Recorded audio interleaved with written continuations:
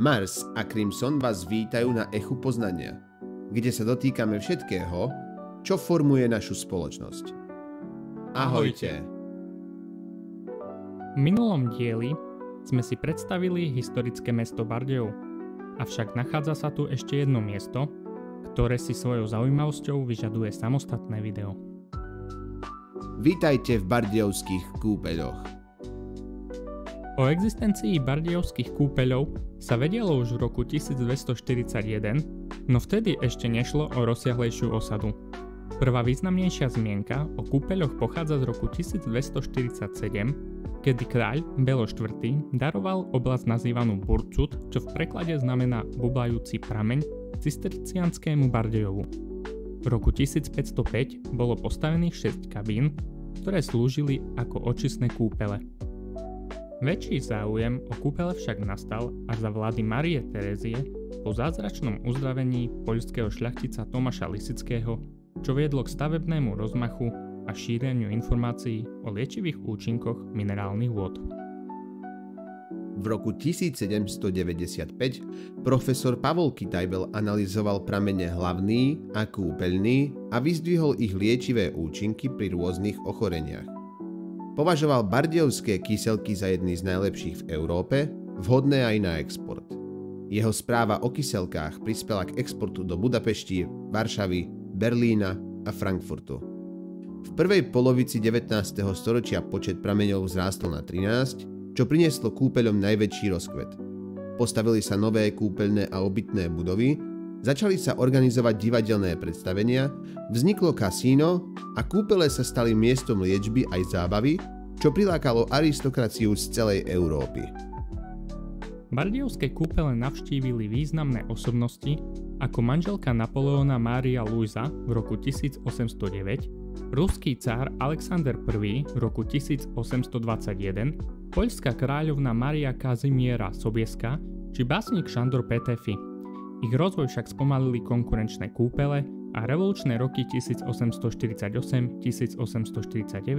keď bola veľká časť kúpeľného mesta zničená.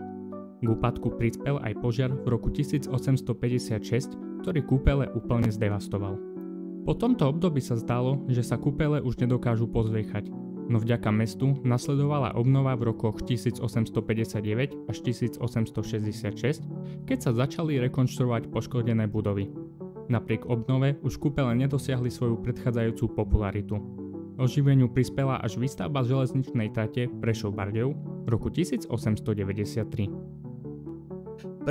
júla 1895 navštívila bardejovské kúpele cisárovna Alžbeta, nazývaná Sisi, manželka cisára Františka Jozefa, po tragickej smrti jej syna Rudolfa v roku 1889. Sisi, ktorá vtedy mala 58 rokov, pobudla v kúpeľoch do 22. júla.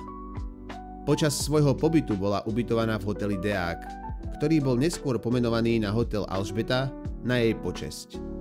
V hoteli sa nachádza muzeálny apartmán, kde si návštevníci môžu pozrieť atmosféru jej pobytu. Pred hotelom stojí socha Sisi, zhotovená maďarským sochárom Donátom, ktorý ju zobrazuje ako 18-ročnú. Tento mladistvý vzhľad bol zvolený, pretože cisárovna po návšteve vyhlásila, že sa cíti ako 18-ročná vďaka liečivým účinkom minerálnych vôd. Socha a apartmán sú obľúbenými atrakciami pre turistov. Zachoval sa aj nápis na papieri z jej návštevy Bardejova, na ktorom znie v preklade Alžbeta, Bardejov 1895. Na konci 19. a začiatku 20. storočia nastal ďalší vzostup kúpeľov, ktoré sa rozrástli o nové hotely ako hotel Deák, Széchenyi, dnes Dukla, a hotel Alžbeta, dnes Astoria, ktorý je jedným z najkrajších secesných objektov kúpeľov. Počas prvej svetovej vojny došlo k poklesu návštevnosti, no po vojne začal nový rozvoj. V roku 1947 boli bardejovské kúpele zaradené medzi kúpele medzinárodného významu. V druhej polovici 20. storočia sa adaptovali na celoročnú prevádzku a v roku 1954 sa stali súčasťou rozsiahleho investičného plánu. Modernizovali sa a až dodnes sú vyhľadávané pre svoje liečivé pramene a prírodné prostredie. Bardejovské kúpele ponúkajú ideálne podmienky na liečebné a relaxačné pobyty. Svoje výhody čerpajú z jedinečnej polohy, prírodného prostredia a 10 kvalitných liečivých prameňov, ktoré vyvierajú v tesnej blízkosti. Pramene sú jemne mineralizované a najúčinnejšie pri liečbe ochorení zažívacieho traktu, no ich zloženie pomáha aj pri iných ochoreniach, vrátane onkologických, vďaka minerálom a stopovým prvkom. Minerálne pramene sa nachádzajú zastrešené v kolonáde, kde je využitých 8 prameňov. Nachádzajú sa tam pramene Herkules, ktorý sa radí svojim obsahom minerálnych látok a kysličníka uhličitého k najsilnejším na Slovensku. Je osvedčený v boji proti chorobám žalúdka, odstraňuje hlieny z dýchacích ciest a je efektívny aj pri cukrovke. Ďalším je hlavný prameň, ktorý skvelo účinkuje na žalúdočné problémy, choroby pečene, pri nedostatku žalúdočnej šťavy a pri poruchách tvorby krvi.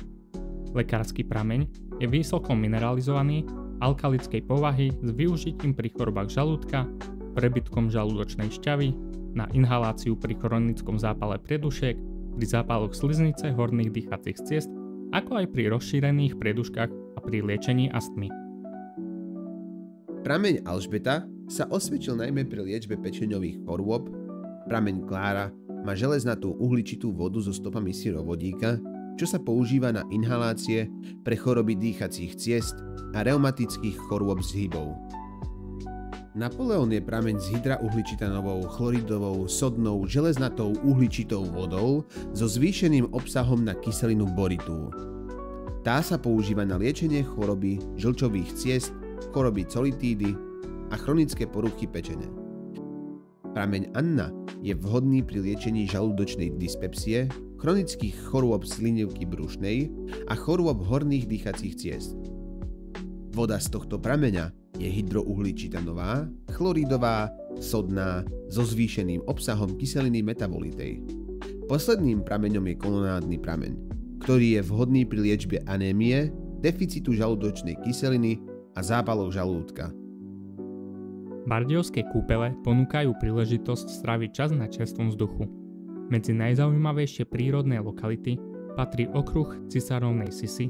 Trasa dlhá 2,3 km so 7 zastávkami je nenáročná a trvá asi 45 minút.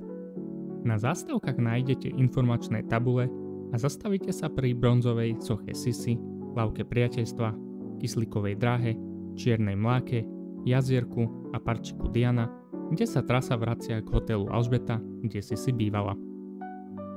Čierna mláka je jednou zo zastávok okruhu princeznej Sisy a súčasťou naučného chodníka, ktorý začína a končí pri jazierku. Chodník ponúka 3 okruhy. Nenáročný, ktorý má 1,9 km a prevýšenie 100 metrov, stredne náročný, ktorý má 3,7 km a prevýšenie 220 metrov a náročný, ktorý je dlhý 3,9 km a prevýšenie má 290 metrov. Celkovo má 18 zastávok s nádhernými výhľadmi ako na Zborovský hrad či Čiernu mláku. Lávka priateľstva, ktorá bola otvorená v roku 2011, patrí medzi najdlhšie drevené pešie lávky na Slovensku s dĺžkou 54,2 metra. Jej väža dosahuje výšku 11,6 metra a jej autorom je Ivar Otruba. Lávka sa stala obľúbeným miestom na fotenie a jedným z hlavných turistických bodov bardejovských kúpeľov. Sedlo Čerešňa je turistická križovatka s viacerými smermi. Vedú odtiaľ 2 single tracky pre cyklistov Napoleon a Čerešenka, cesta na Mníchovský potok, do mesta i na vrchol Strebnickej Magury. Na vrchole Magury sa nachádza telekomunikačná väža a na vrchol sa vieme dostať po červenej turistickej značke, známej ako Cesta hrdinov SNP. V Bardejovských kúpeľoch sa nachádza najstarší skanzen na Slovensku, Múzeum prírodnej architektúry. Čas strávený na tomto čarovnom mieste vás privedie do čias tradičnej dediny z 19. a prvej polovice 20. storočia. Nachádzajú sa v ňom 2 sakrálne drevené chrámy, ktoré sa nachádzali v blízkych obciach v Mikulášovej a Zboji. Skanzen ďalej tvoria aj tradičné obytné zrubové domy, a rôzne objekty s technickým zameraním, ako sú kováčska výhňa, sípky, sušiareň ovocia, studňa a stodoly. Medzi najcennejšie exponáty patrí unikátne vrtné zariadenie na výrobu drevených vodovodných rúr z 18. storočia, poháňané vodným prúdom. Ďalším vzácnym exponátom je technické zariadenie na výrobu súkna Valcha z Lvova z roku 1888, doplnená časťou z roku 1948. Vedeli ste? Rodákom Bardejova je hudobná osobnosť Bela Keller. No vedeli ste, že kedysi stála na mieste dnešnej travnatej plochy pred ľudovým prameňom vila, ktorá patrila jeho rodičom? Tento talentovaný skladateľ zdedil vilu v roku 1850 po svojom otcovi Štefanovi. Hoci väčšinu života pôsobil v západnej Európe, vilu prenajímal kúpeľným hosťom, čím sa stala dôležitou súčasťou kúpeľného života. Čo bude našou ďalšou zastávkou? O tom môžete rozhodnúť aj vy. V komentároch môžete lajkom zvoliť, do akého mesta zavítame. Bude to Sabinov alebo Stará Ľubovňa. Bardejovské kúpele sú ako turistický, tak liečebný klenot Slovenska. Ak sa vám toto video páčilo, hoďte nám like, follow a koment. Dovidenia.